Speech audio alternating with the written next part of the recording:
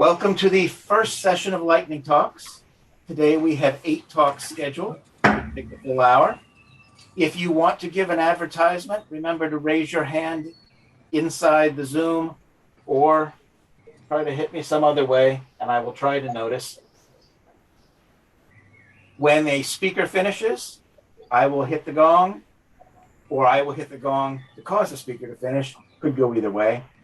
And say that the advertiser can go and who should be setting up. When the advertiser finishes, we use the gong again. We'll mention who's going to be next and that the next person should start their talk. They'll wait a few seconds so that we can get the video right, and then we will rinse, lather, and repeat. So let's go. Whenever you're ready. All right, so I'm going to talk about a thing which I think we've all done, which is generating Rust code from C with Perl. So I apologize if this is just repetition for everybody who's been doing this already. So the background is I have this project called PG Pretty I've been working on for a while. And it's a PostgreSQL pretty printer written in Rust. And that's where I'm doing this. So when I first started on this project, I looked at what tools were available. So there's this thing called libpgquery, which is a C library where basically somebody ripped the PG parser code out of the Postgres source and turned it into a library, which is really, really helpful. Because that's the hard work, or quite a bit of the hard work is that building that parser. So I didn't have to do that, that's great. And then there's this Rust wrapper around the C library somebody else wrote called pgquery-sys. Cool, great. I should be able to get right on this and write my pretty printer. Except the parser from C just gives you this JSON.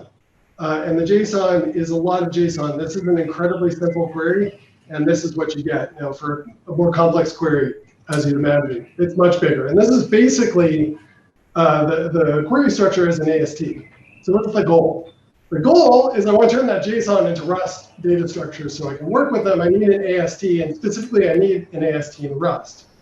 And for an AST, you need nodes, and each node represents one part of the tree. How many node types do we need? Well, for Postgres 10, we need 218 nodes. It's a lot of nodes. This is the C code for the select statement node, which is both for top-level select statements, but you'll also see it in like subselect and so on. And these are all the fields, and there's a bunch of fields, and as you'll see, a lot of these fields are themselves references to other things like the target list is a list of targets and a list of, anyway, I'll get into that more. It's a lot of stuff. So how do I get there? I could do it by hand, but that would be really slow and tedious, error-prone, just a horrible idea, right? So I'm not going to do it by hand. Fortunately, libpgquery has these JSON files with all the parser C types defined in them. So this is what select statement looks like. It tells me there's these fields, what the C type is, what the name is. There's these comments. And some of the nodes in this JSON have just a comment, and it's not super important. Anyway, all that matters is there's JSON that describes this stuff. So how do we turn that JSON into Rust? Right, the answer is Perl, of course. And the Perl kind of does what you'd expect. It reads these JSON files, and it writes out a bunch of Rust structs and enums.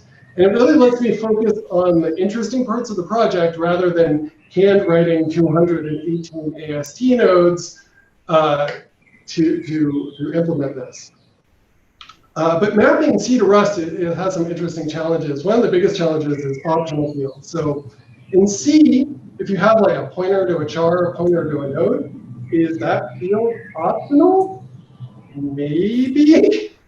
But Rust is much more specific. So for example, Rust has a string type and then an option string type. And an option string type is optional, and string is never optional. It always has a value. It could be an empty string, but there's no notion of nil or null values in Rust. There's just optional values, and there's some other things.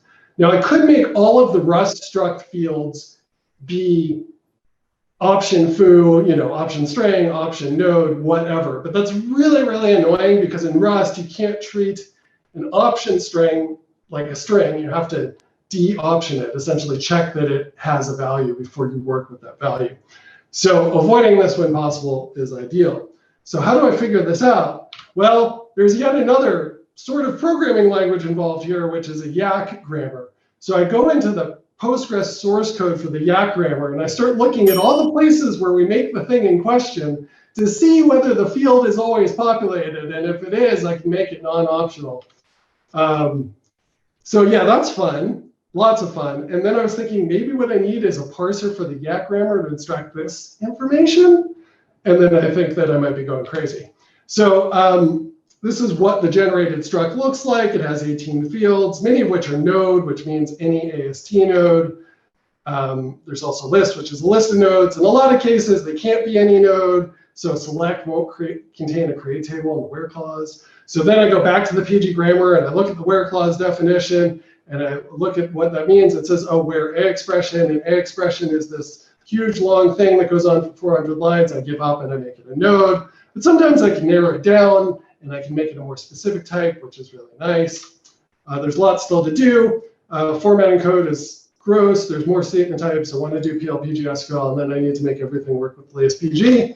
Running over time. So last thing, if there's interest in a Rust BOF, I'd be up for it. Let's discuss on Slack. I would prefer tomorrow's BOF slot over Thursdays. Thank you.